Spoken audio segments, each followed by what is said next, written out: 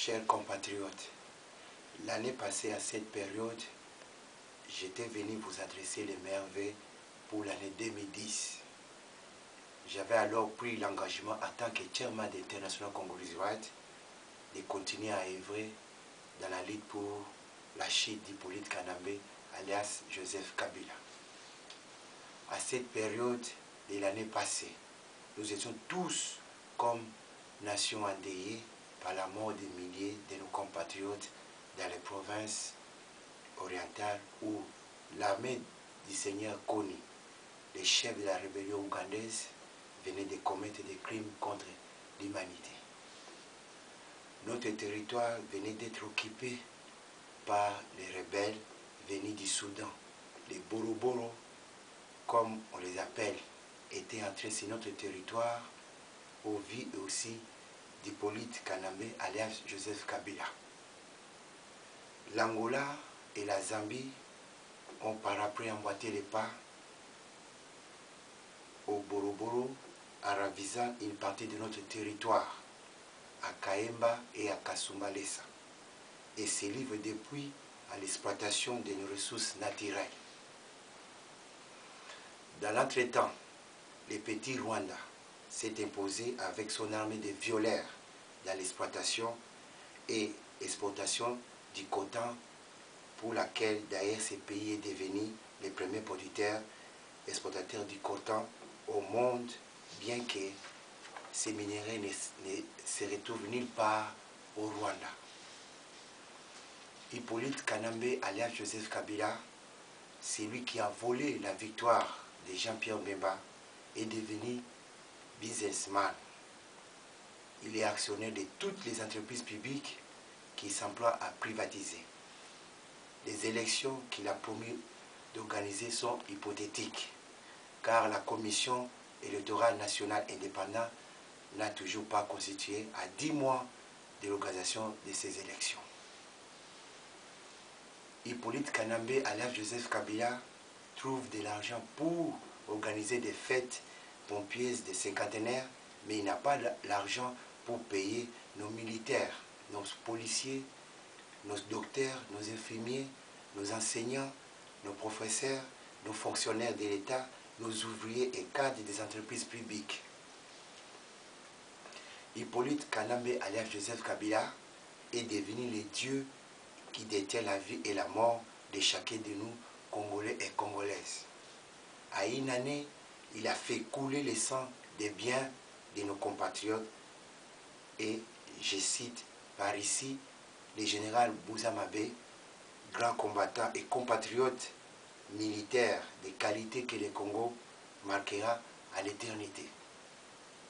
Ce vaillant militaire qui a pacifié les grands Kivu a été empoisonné par Hippolyte Kanambe, alias Joseph Kabila, sous ordre de son chef Paul Kagame, parce qu'il constituait un obstacle au vol de nos minéraux par les Rwandais, que son âme repose en paix. Nous allons aussi invoquer la mémoire de nos bien-aimés Floribert Chebeya, Fidel Bazana et Dharma Tungulu, tous morts cruellement dans la main d'Hippolyte Kanambe, alias Joseph Kabila, des serpents venimeux rwandais qui étaient entrés au Congo dans la valise de l'AFDEL de triste mémoire. Chers compatriotes, qu'avons-nous réalisé en 2010? Durant cette année 2010, International Congolese Rights a été toujours au front, et ici je voudrais remercier et féliciter nos membres qui ont répondu très massivement et favorablement aux appels des actions que nous avons menées tant ici en Grande-Bretagne, en France et tout comme en Belgique. Nos gratitudes vont aussi à tous les résistants qui ont tenu tête sans tomber dans la corruption que Jean-Pierre Moka voulait diminuer l'action de la résistance en disputant de l'argent sale venant d'Hippolyte Kanambe, alias Joseph Kabila. C'est d'ailleurs le moment de saluer les braves résistants qui ont pu répondre rapidement à Bouta hors d'état de nuire ces serpents Moka qui avaient l'intention d'envenimer toute la résistance. Que les vraies résistances sachent que les actions seront gravés dans l'histoire de notre pays. Cette histoire que nous enseignerons à nos enfants et nos petits-fils. Ils sauront qu'à une période de la vie de notre pays, nous étions dirigés par un Rwandais. Nous avons eu un chef d'état-major rwandais à cause de la naïveté de certains de nos leaders politiques. Ils seront enseignés qu'à Londres, des filles et des fils du Congo avaient mis au point une résistance laquelle était exportée sous d'autres cieux. Je remercie aussi tous les héros dans l'ombre qui font du travail pour que cette organisation internationale congolaise RIDE puisse continuer à œuvrer. Je salue chaleureusement l'éveil des mamans congolaises à travers le monde. Beaucoup d'entre elles se sacrifient jour et nuit pour dénoncer les abus du pouvoir d'Hippolyte Kanambe, alias Joseph Kabila, et la dérive totalitaire de son régime. Je pense spécialement aux mamans de la résistance qui ont fait le déplacement de Belgique pour dénoncer l'assassinat de notre héros Arma Tungulu, tué par Hippolyte Kanambe, alias Joseph Kabila, un Rwandais plein de sang des Congolais. Aujourd'hui, je vous exhorte, chers compatriotes, d'user de tous les moyens à notre disposition pour qu'ensemble, nous puissions faire échec au plan diabolique d'Hippolyte Kanambe, alias Joseph Kabila, de brader notre patrimoine national en complicité avec la mafia internationale et les groupes terroristes du monde. Je lance donc un vibrant appel à tous mes compatriotes congolais, spécialement le général Faustin Mounene, de faire diligence de commencer ses actions sur terrain, car le peuple attend de pied ferme sa libération totale de la prise du Satan, le diable Hippolyte Kanambe, alias Joseph Kabila. Nous avons pris le temps à perdre, parce qu'attendre les élections, c'est silencieusement accepter la continuité d'un régime sanguinaire, que nos compatriotes de Kisangani, qui nous ont contactés pour une éventuelle rébellion, puissent savoir que c'est leur droit légitime de se défendre et plutôt serait les miens. Chers compatriotes, Hippolyte Kanambe, alias Joseph Kabila, a montré sa réelle face d'un python venimeux. Il est prêt à injecter ses venins de la mort sur tous ceux qui vont les confronter.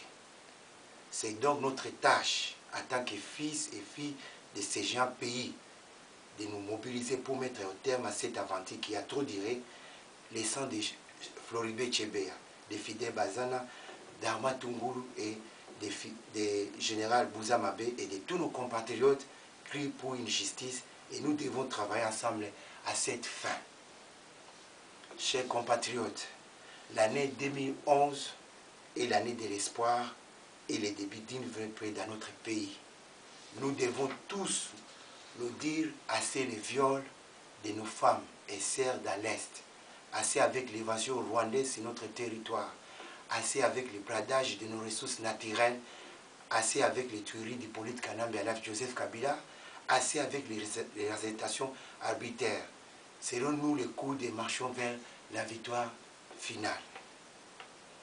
La Bible déclare, ainsi dit l'Éternel des armées, Dieu de nos pères, n'est-il pas Dieu dans les cieux qui a créé les cieux et la terre? N'est-ce pas toi qui domines sur tous les royaumes des nations? N'est-ce pas toi qui as la main, la force et la puissance, à qui nul ne peut résister devant toi? Mais les ténèbres ne rôderont pas toujours sur notre pays. Il y a maintenant des angoisses. Si les temps passés ont couvert de propre, dans notre pays, les temps venus couvriront de la gloire de la contrée voisine de la mer au-delà des Jourdains, les territoires des païens. Peuple congolais, préparez-vous au combat. Ils seront brisés. Ils fermeront des projets, ils seront anéantis. Ils donneront des ordres, ils seront sans effet. Car Dieu Tout-Puissant est avec nous. Je vous souhaite donc bonne et heureuse année 2011. Que Dieu bénisse la République démocratique du Congo. Je vous remercie.